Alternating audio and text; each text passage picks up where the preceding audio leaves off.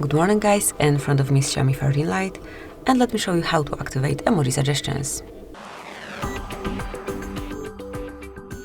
At first, open the settings, then find and select additional settings and click on languages and input.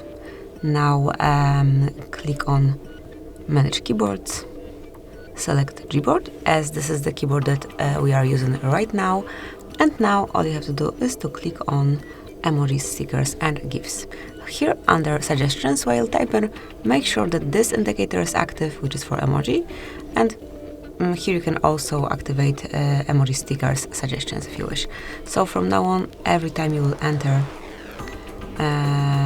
some words, for example, let me enter word smile,